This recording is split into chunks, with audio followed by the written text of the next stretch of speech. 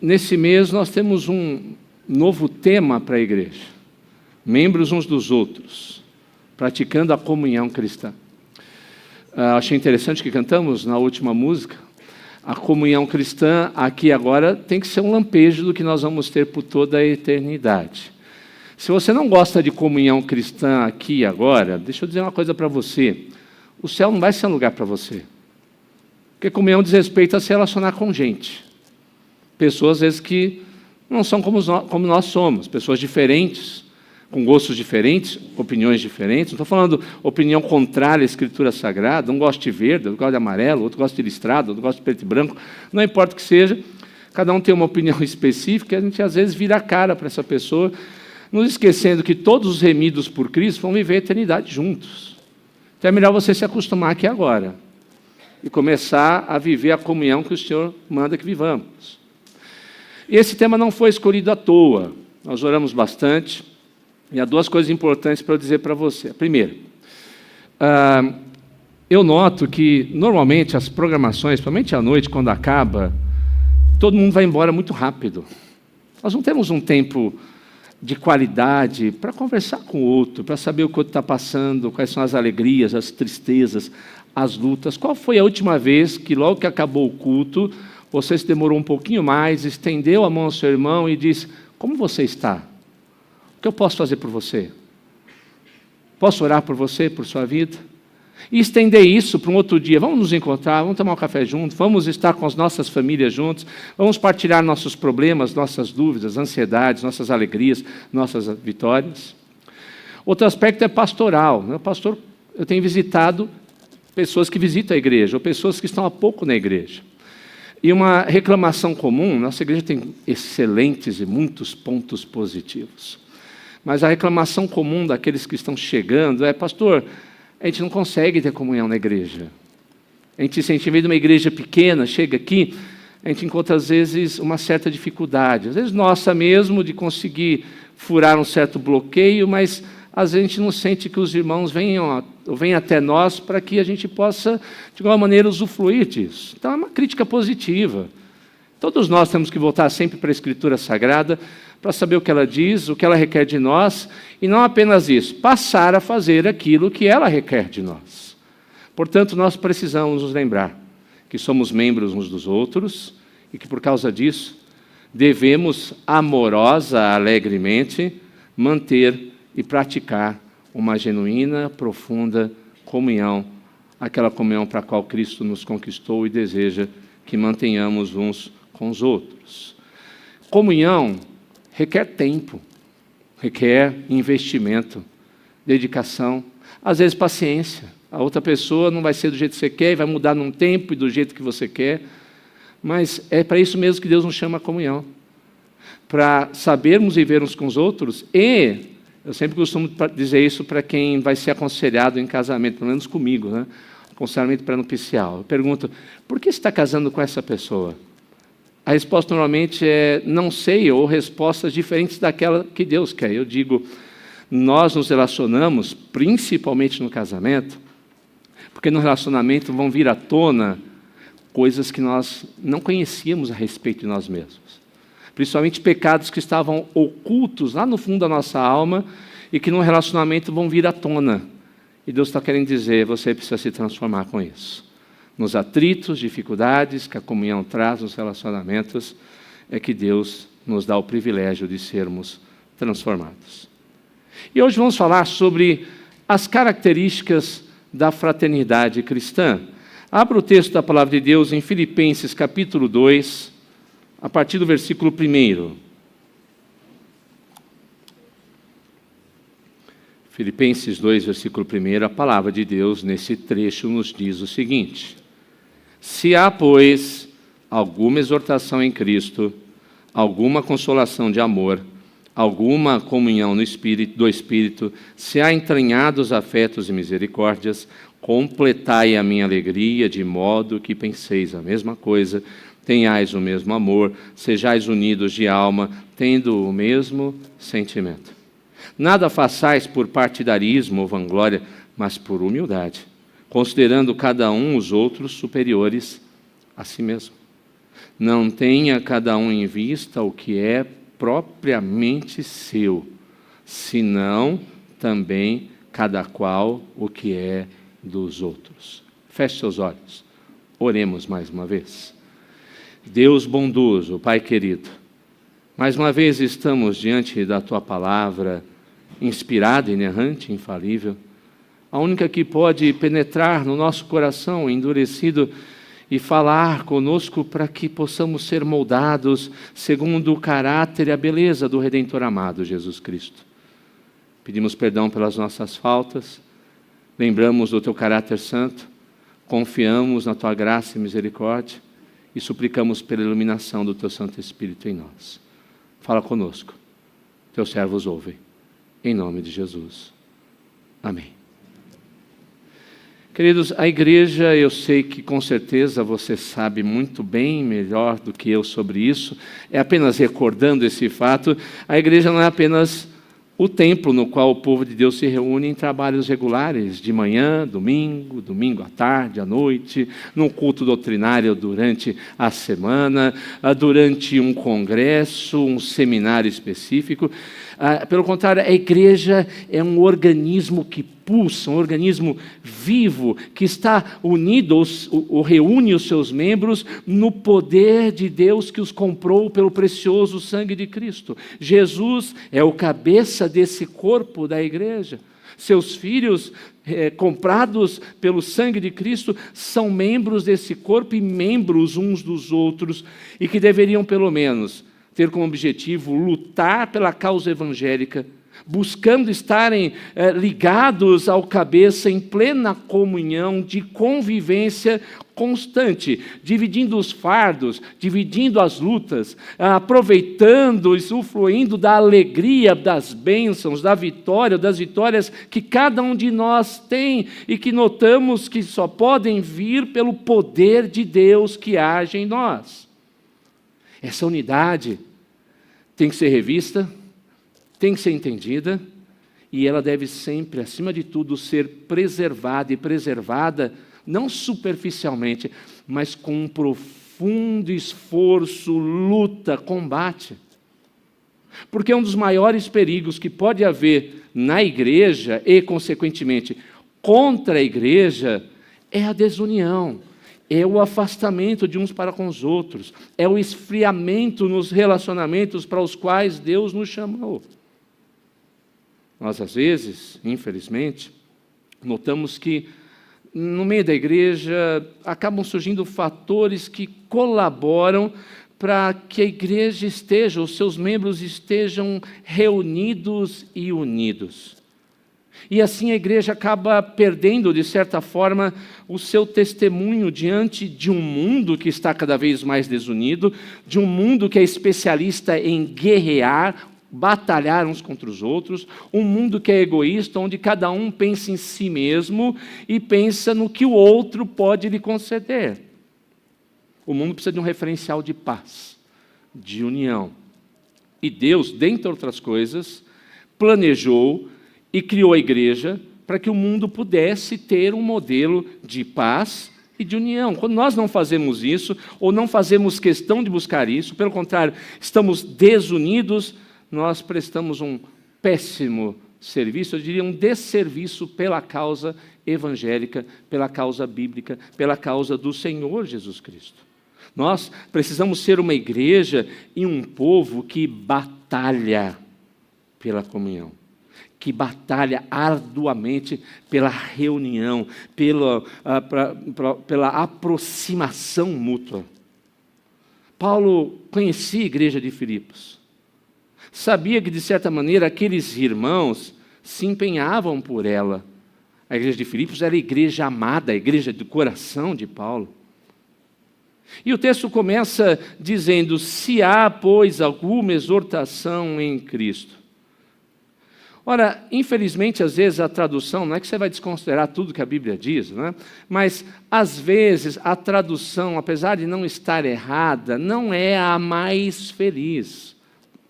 É o caso que acontece aqui, logo no início do versículo 1 do capítulo 2. Foi colocada uma partícula C que indica uma condicional, não é isso?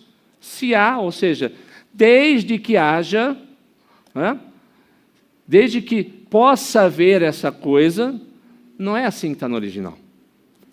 No original há uma certeza. Aqui deveria ser traduzido da seguinte forma: visto que há, uma vez que existe, na certeza de que isso existe. Paulo não tem dúvida de que esse sentimento está reinando e é presente naquela igreja e no relacionamento daqueles irmãos.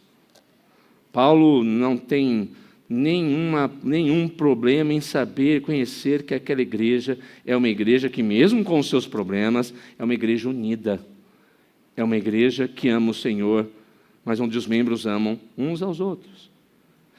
Ainda assim, Paulo poderia dizer: tá bom, vocês estão unidos, até mais, até logo. O que eu tinha para dizer, eu acabo aqui no capítulo 2, versículo 1. Não. Paulo deseja que ainda assim, esses irmãos cresçam ainda mais em sua união. E é por isso que ele vai tratar desse assunto. E especificamente, tratando das características da comunhão e da fraternidade cristã, para as quais nós temos que estar atentos, as quais, se não as temos, devemos lutar para ter, se as temos, devemos mantê-las e crescer, e devemos desafiar uns aos outros para crescermos nesse item para o qual a igreja e o Senhor Jesus Cristo nos chama a ter, desenvolver e fortalecer. Paulo, portanto, começa falando sobre, em primeiro lugar, a base da união cristã. A fraternidade cristã, ela tem uma base sólida, na qual ela deve estar alicerçada em todo o tempo. Se ela não tiver esse fundamento, a gente pode sorrir um para o outro, a gente pode dar a mão para o outro, pode abraçar um ao outro, isso tem que ser feito também, mas isso vai ser apenas e tão somente algo feito à vista dos outros. Algo superficial, algo que a gente faz, às vezes, apenas e tão somente para não ficar chato. Não, a gente tem que ter uma base sólida para essa comunhão ser constante, persistente, duradoura. E Paulo começa a discorrer sobre essa base. Então, a base da união tem alguns itens aqui específicos para a gente entender como ela se solidifica. Primeira coisa que Paulo fala sobre essa base é que é preciso que ela tenha exortação em Cristo. Lembra-se, ele diz: uma vez que há exortação em Cristo. O conceito presente aqui não é de desânimo, pelo contrário, é de encorajamento. A igreja é o lugar no qual os fracos, os desanimados devem encontrar para a razão da sua caminhada, de continuar a sua jornada em meio aos perigos, às lutas, os desafios, as provações, as tentações, as enfermidades, o mal, até mesmo as perseguições que o mundo e Satanás, com todo o seu poder, impõem sobre cada um de nós. Para enfrentarmos as dificuldades que o nosso próprio coração pecaminoso traz, para enfrentar as dificuldades que este mundo tenebroso tenta impor sobre nós, para enfrentar as tentações e as armadilhas de Satanás que vêm constantemente sobre nós. O que nós precisamos, antes de qualquer coisa, é entender que em Cristo Ele nos deu a oportunidade de estarmos unidos. Queridos, a comunhão na igreja, ela tem que ser edificante, não demolidora. Ela tem que fazer com que a pessoa se sinta acompanhada, edificada, amada. Uma pessoa que é colocada, biblicamente falando, não confundam com livros de autoajuda, para cima, dizendo: olha, Jesus está com você, empenhe-se, continue adiante, eu vou estar orando por você, eu vou estender a minha mão por você, eu vou caminhar ao seu lado, eu vou estender a minha mão, eu vou chorar, eu vou rir com você. Essa exortação, exortar é isso, é animar, é falar a respeito de coisas bíblicas que em Cristo nos chamam a continuar a nossa jornada desafiadora. Mas tem gente na igreja que, ao invés de apoiar, faz assim, né? A pessoa já está com uma cruz enorme nas costas. Parece que o outro faz questão de sentar em cima para ficar mais pesada ainda. E a igreja não deveria ser esse lugar. E a exortação que Paulo chama, se refere aqui, ela tem uma qualidade específica. Ele diz, é uma exortação que deve existir em Cristo. Por que Paulo usa essa expressão? É simples, irmãos. As nossas palavras de encorajamento, exortação, devem ser palavras que apontem para Cristo, que falem de Cristo, que falem daquilo que Cristo fez, que sejam centralizadas na pessoa e na glória de Cristo. O que Paulo, na prática, está querendo dizer é que às vezes a gente acha que igreja e púlpito é um lugar da gente ler livro de autoajuda e passar conceitos de coach ou de autoajuda para o outro. Não é isso que a gente vai fazer com que a nossa comunhão seja mais profunda, a gente ajude uns aos outros. É Cristo, palavra de Cristo, ação ou ações de Cristo, aquilo que Ele fez definitivamente, aquilo que Ele ainda faz por nós, mas que Ele conquistou definitivamente na cruz do Calvário. Não adianta chegar para a pessoa que está passando uma necessidade, um problema, joinha, você vai conseguir, vai com Deus. Dá um tapinha nas costas, estou torcendo por você. Isso pode, talvez, momentaneamente ajudar, mas o que Paulo está dizendo é que nós, sendo membros uns dos outros, um corpo em união, em comunhão, nós devemos fazer muito mais. Aquele que está necessitado deve dizer, olha, Cristo Jesus disse e prometeu que vai suprir todas as suas necessidades. Confie nele e eu vou fazer todo o possível para ser parte da solução, vou te ajudar de alguma forma. Talvez não possa ajudar com tudo, mas vou estender minha mão nesse momento difícil para a sua vida, porque Cristo assim o fez. Você está sofrendo e chorando pela situação difícil, lembre-se que Jesus disse, vinde a mim todos que estáis cansados, sobrecarregados, e eu vos aliviarei. Em Cristo Jesus você vai encontrar o seu alívio necessário, e lá no futuro, meu irmão, minha irmã, Ele promete que enxugará do rosto toda a lágrima. Eu estarei do seu lado orando por você, eu visitarei você, eu acompanharei você nesse momento de luto, de dificuldade, de lágrimas. É o que Ele quer fazer por nós, porque nós não encontraremos força em nós mesmos. Nós encorajamos uns aos outros e somos um corpo unido. Primeiro, quando somos salvos por Cristo e quando Ele é o centro da nossa vida. E quando o encorajamento está centralizado apenas e tão somente em Cristo. E quando nós mostramos uns aos outros que o objetivo da nossa vida nesse mundo não é outro que não o Senhor Jesus Cristo. Tudo existe, tudo se move, nós respiramos, tudo fazemos, tudo pensamos, tudo planejamos para a glória dEle. Às vezes a nossa vida está cheia de transtornos, problemas, que nós esquecemos disso.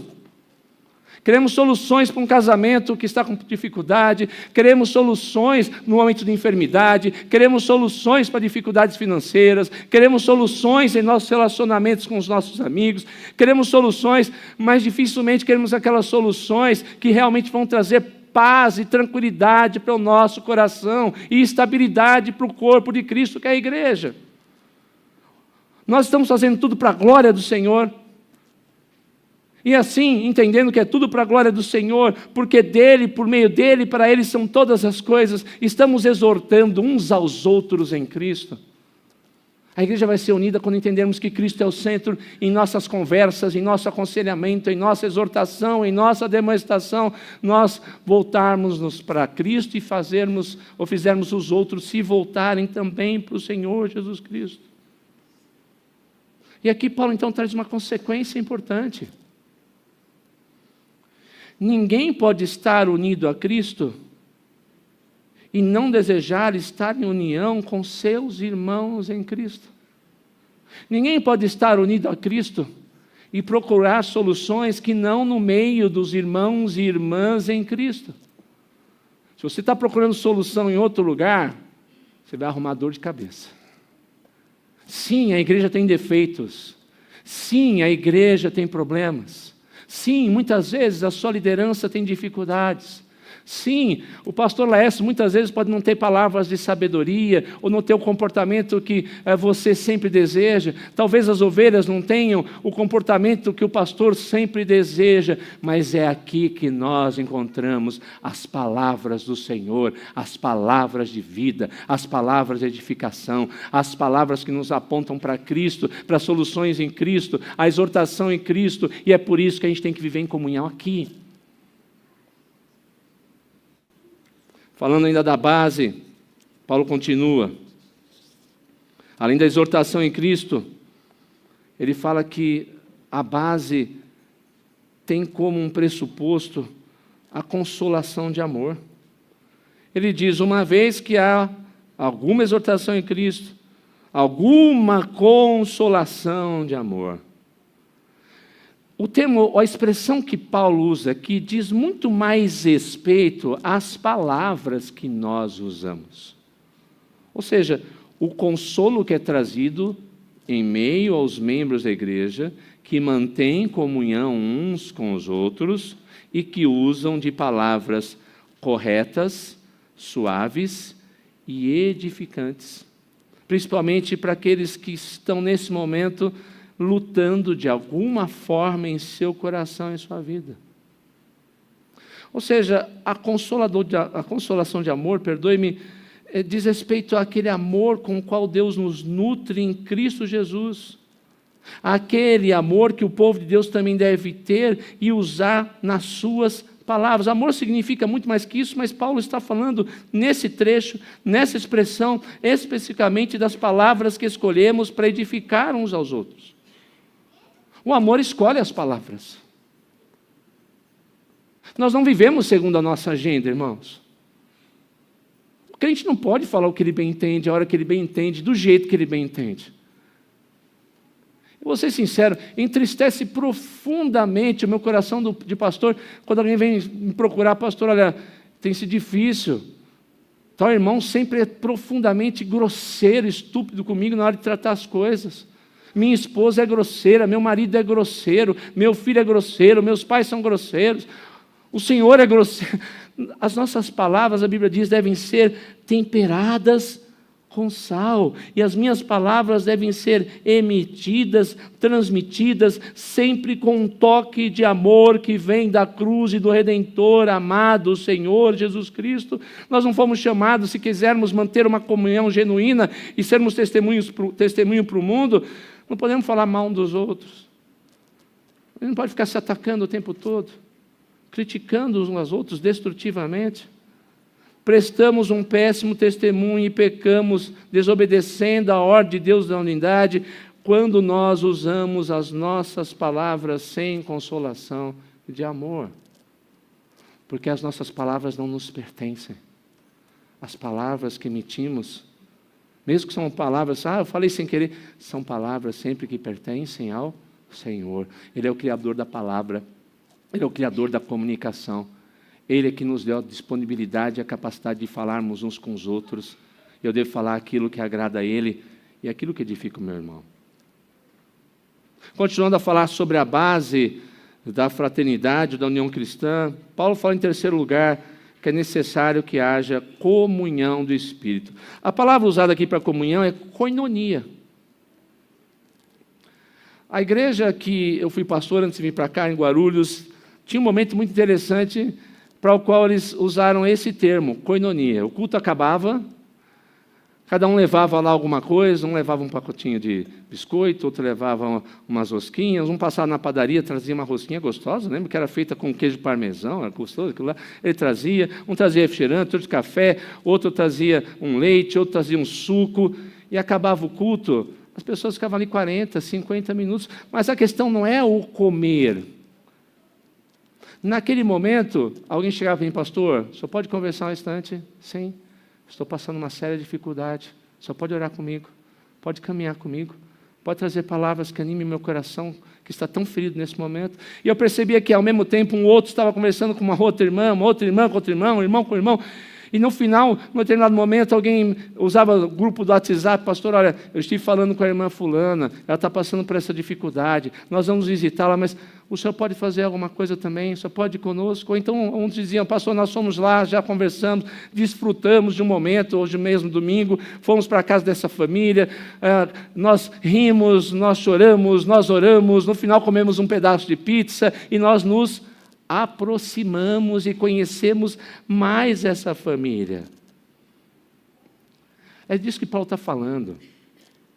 Comunhão no Espírito. Koinonia no Espírito. É um desejo de não só doar, mas de se doar pelo bem-estar do outro. Não é qualquer tipo de comunhão. Sabe aquela comunhão forçada? O pastor Laércio falou, né? A série é membros uns dos outros, deixa eu fazer, né? Fazer o quê? Não.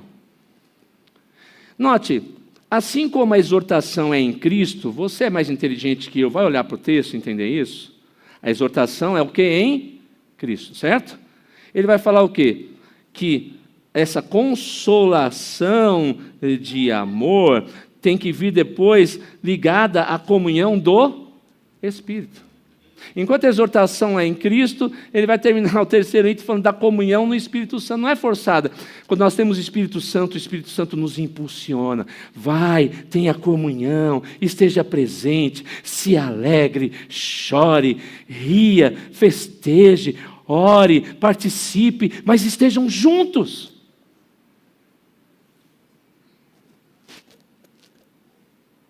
Porque o Espírito tem um profundo desejo de, assim como a Trindade é uma, fazer com que a igreja, semelhantemente, seja uma. Porque quando o Espírito está no meio da igreja, ele reina, ele trabalha pela harmonia, ele trabalha pelo aproximamento, ou pela aproximação, perdoe-me. Ele trabalha para que nós sejamos uns dos outros, onde o Espírito está presente, assim como na criação. Vocês se lembram disso? Quando Deus cria, ali em Gênesis, começa a sua criação, de alguma maneira o texto bíblico diz que havia o caos, mas o Espírito, tal como uma ave, se colocou em cima daquela matéria informe e trouxe unidade, trouxe vida, trouxe ordem em todo o universo. Quando ele está na igreja, ele faz a mesma coisa. O Espírito Santo de Deus tem o poder e tem o desejo de, ao se manifestar e ao trabalhar no meio da igreja, trazer não caos, mas ordem, união, aproximação, graça, perdão.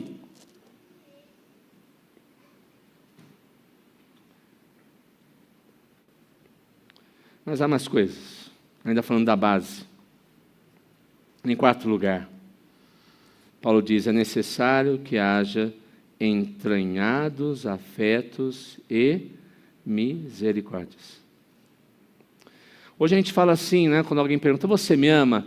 Eu te amo do profundo do meu coração. Não é isso que a gente fala? Estou ficando preocupado. Ninguém falou, então a gente fica um pouco preocupado. Mas é do profundo do meu coração.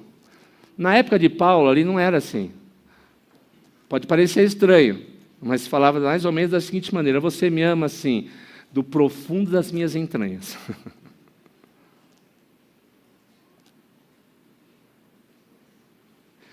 Entranhados afetos diz respeito ao sentimento que vem lá do profundo, das vísceras, daquilo que há de mais fundo, profundo no ser humano. Era uma expressão para dizer, olha, meu sentimento por você não é falso, não é só aparente, está lá no meu interior, é genuíno. Eu te amo mesmo.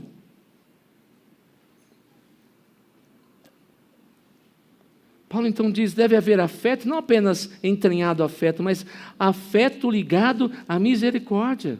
Portanto, a comunhão, a união de igreja está baseada em ter profunda compaixão pelos outros, pelas dificuldades uns dos outros, pela paciência nos defeitos de um para com os outros, e olhando uns para com os outros, com a mesma misericórdia que Deus teve e olha para nós.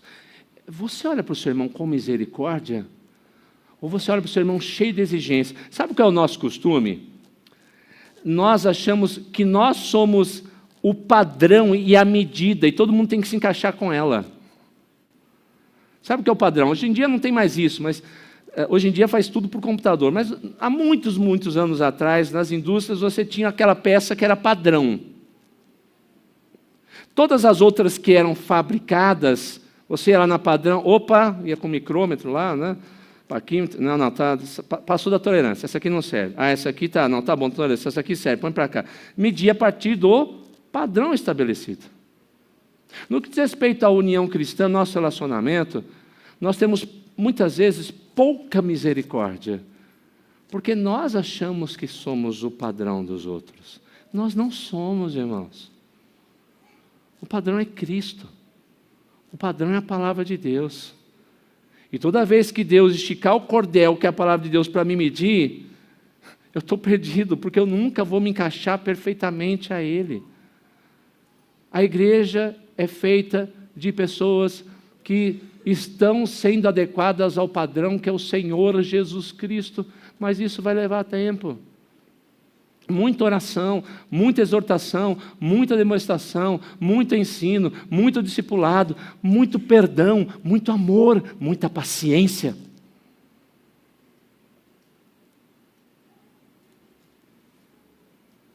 Porque quando há simpatia na igreja, há sentimento de empatia, de piedade nas lutas, sofrimentos, até mesmo diante do pecado, uns dos outros e um para com os outros. Portanto, Paulo começa falando sobre a base da união. Mas em seguida, em segundo lugar, ele vai falar do desenvolvimento dessa união. Apesar de afirmar, eu sei que já existe isso em vocês. Apesar daquilo que já existia na igreja de Filipos, que pode existir em nosso meio, o desejo de Deus é que nós possamos sempre crescer mais e mais e mais na fraternidade e na comunhão em Cristo Jesus. Paulo estava alegre pelo que ele sabia a respeito dos filipenses. Mas ele sabia que sua alegria podia ficar ainda maior pelo desenvolvimento da união daqueles crentes. Comunhão não é uma coisa que a gente fica estagnado. A gente tem lutas no meio do caminho. É algo que vai e vem. Às vezes parece que a gente está mais unido, às vezes parece que a gente se afasta. Há momentos em que a gente se aproxima mais em meio às lutas. Quando tudo fica sossegado, parece que a gente se afasta um pouco mais. Mas a gente tem que estar o tempo todo revendo, crescendo e fazendo a vontade de Deus e nos aproximando. Paulo vai falando como é que isso deve acontecer. Primeiro ele diz, vocês devem pensar a mesma coisa, desenvolvam a união pensando a mesma coisa. É óbvio que Paulo não está falando aqui, irmãos, a fazer uma lavagem cerebral no meio dos crentes, para manipulá-los. Todo mundo tem que pensar como eu, viu? A partir de hoje eu sou o pastor Laércio, eu sou um dos pastores da igreja, eu quero que você, lá, todo mundo vai ter que pensar igual a mim, senão não vai ficar na igreja. É óbvio que não é isso que Paulo está dizendo. Pensar a mesma coisa, biblicamente, é possuir o mesmo ideal de luta pela fé, o mesmo ideal de lutarmos pela glorificação de Deus, o mesmo ideal de expandir o reino do Senhor. Muito possivelmente, os crentes de Filipos, ainda que tivessem união, comunhão, eles estavam lutando, mas de uma maneira desordenada, egoísta. Um puxava para um lado, outro puxava para o outro. Não, para a igreja é mais importante isso aqui. Não, discorda, é mais importante isso aqui. E eles estavam se afastando. A igreja que busca a comunhão genuína tem diferenças, mas deixa as diferenças de lado, para que juntos eles possam dizer, nós temos diferenças, mas há uma coisa importante em meio às diferenças. Nós devemos lutar para glorificar a Deus. Lutar todos pelo mesmo objetivo, a glória do nosso Deus. Esse desenvolvimento da união se dá também quando nós temos o mesmo amor. Nós já falamos, Paulo de certa maneira falou sobre isso, mas o amor não é um sentimento que fica estagnado também. Ninguém pode dizer, eu já amo o suficiente, tá bom. Olha, além da minha paciência, conte só com 10 gramas de amor em relação a você. Para mim está bom, é o que você merece. Não existe essa possibilidade no que diz respeito ao cristianismo conosco. O amor no meio cristão é o grande motor da vida da igreja. Amar é viver como Cristo viveu, é doar-se como Cristo se doou, é se doar pelo outro, a ponto até mesmo, se necessário, dar a sua própria vida para ver a edificação dos membros da igreja. O amor é desenvolvido quando eu digo, eu estou aqui para servir e servirei a todos que o Senhor Jesus comprou pelo seu precioso sangue.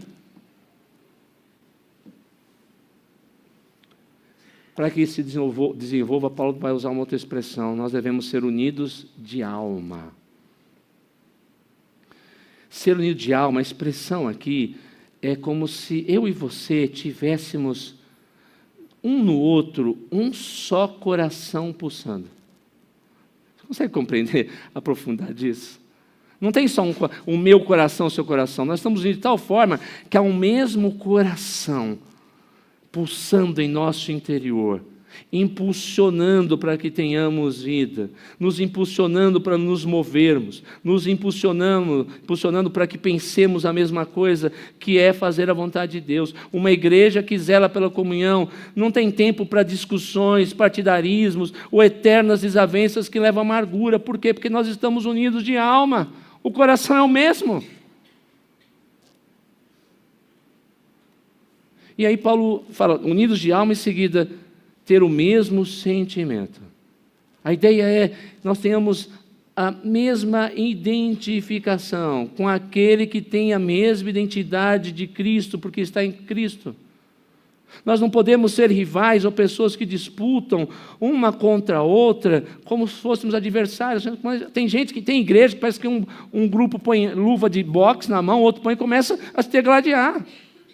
Se aquele partido fizer isso, eu não participo. Agora, se for o meu, eu faço. Aí o outro, agora que é o outro que está fazendo, eu também não vou participar, não quero saber. E igreja não pode ser assim. Temos que ter o mesmo sentimento. Não combater uns aos outros, mas combater o bom combate da fé. E aí Paulo, até para reforçar isso, diz que nós não podemos fazer nada por partidarismo ou vanglória, mas por humildade, considerando uns aos outros superiores a si mesmo. Irmãos, o ensino bíblico é maravilhoso. O partidarismo é fazer algo apenas por interesse pessoal, naquilo que você vai ganhar, na notoriedade que você vai ter. Tanta gente trabalha na igreja desejando ser notado. Ou se não é notado, ele não faz, reclama, não houve elogio. Não, a união cristã não pensa nisso. Nós podemos elogiar as pessoas, a gente não deve ficar esperando ou vivendo, se movendo por causa de elogios, reconhecimentos humanos. O nosso reconhecimento vem do alto, vem do Senhor. Ou por vanglória, ter orgulho sem qualquer base. Sabe aquela pessoa orgulhosa, porque fez, ela acha que é melhor, ninguém vai fazer igual que ela faz, ninguém vai fazer do jeito que ela faz, no tempo que ela faz. Enfim, nós não somos chamados para isso. Pelo contrário, somos chamados a ter uma opinião humilde a nosso próprio respeito. Aquele que é humilde procura olhar e tratar o outro com honra. Aquele que é humilde tem um conhecimento correto a respeito de si mesmo e também do Deus que o chamou para servir. Quando a graça transforma o coração, a submissão pelo temor, dá lugar à submissão pelo amor, e daí nasce a verdadeira humildade. Você consegue entender a diferença? Quando o nosso coração não foi transformado pela graça, a gente é submisso, porque, o que vão falar de mim? Será que todo mundo vai gostar e vai me aplaudir no final? Nossa, eu gastei tanto tempo, eu gastei até dinheiro com isso. Será que as pessoas vão me elogiar? Mas aquele que foi transformado no poder do Senhor, que tem o amor de Cristo, tem uma submissão não mais ao temor dos homens, mas tem uma profunda humildade, porque o seu temor está ligado ao Senhor, e o que o Senhor acha, deixa de achar, o que Ele vai fazer, se Ele vai aprovar ou não.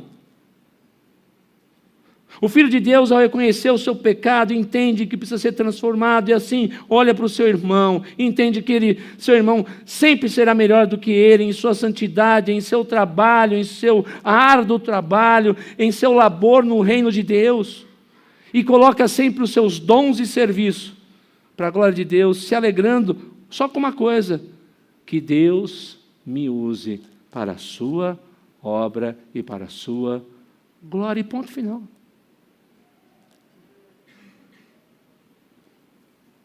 Finalmente, esse desenvolvimento é feito, segundo o que Paulo diz, é quando cada um não tem em vista o que é propriamente seu, senão cada qual o que é dos outros.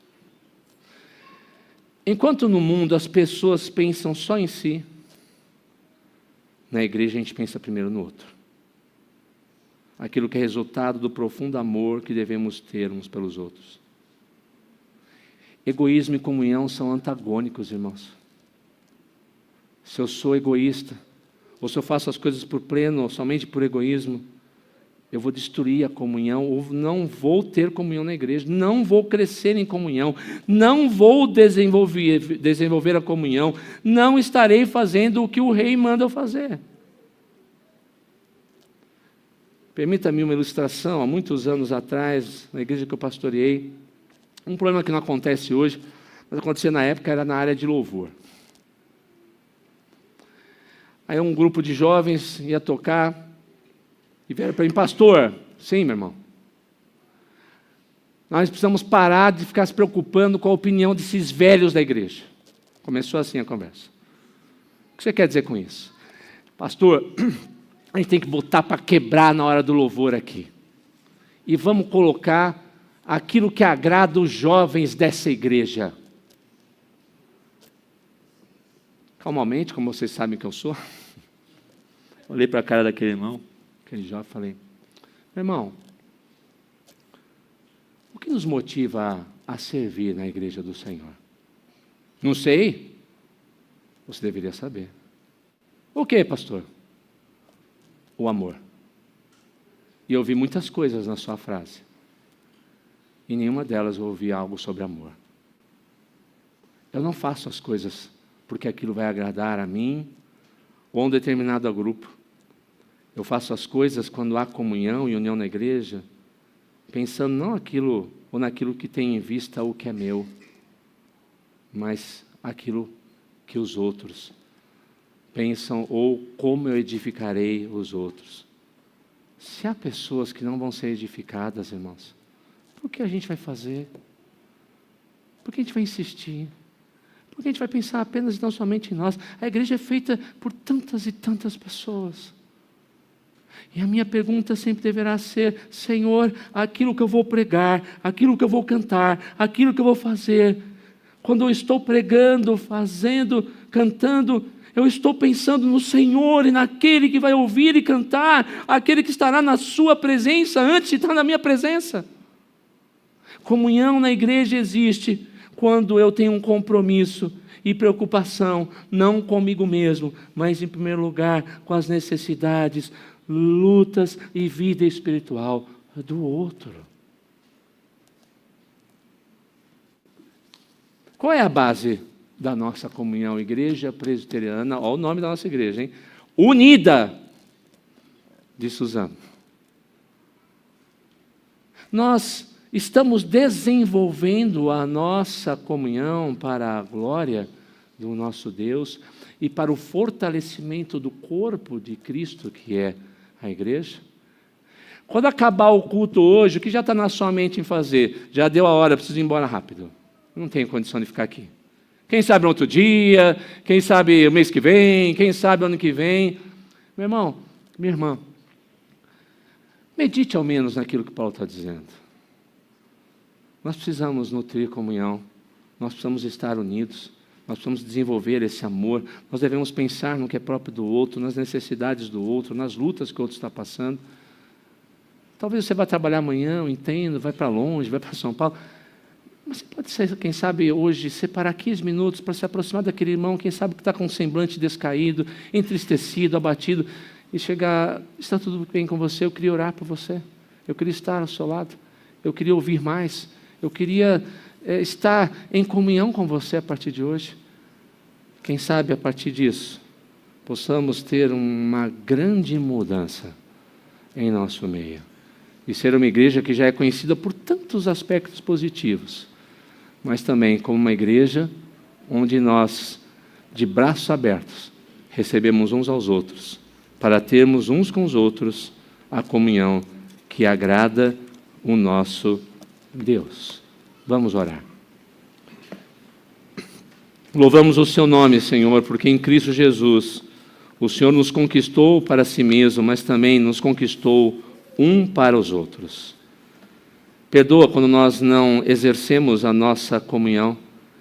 Perdoa quando nós, Senhor, estamos preocupados apenas e tão somente com os nossos afazeres, com os nossos objetivos, com os nossos problemas, com a nossa vida, quando somos egoístas, ó Pai, e incapazes, ó Deus, de nutrir profundo amor, exortação, comunhão para com os nossos irmãos. Ajuda-nos a não ser partidaristas, ajuda-nos a ter profunda humildade, ajuda-nos, ó Deus, a pensar uns aos outros como superiores a nós mesmos. Ajuda-nos, ó Deus, a nos preocuparmos com o objetivo de vida do outro antes de nos preocuparmos com o nosso próprio. E assim, Senhor, sermos uma igreja que não só pelo seu nome, mas pela sua ação, pode ser chamada de Igreja Unida. Em nome de Jesus. Amém.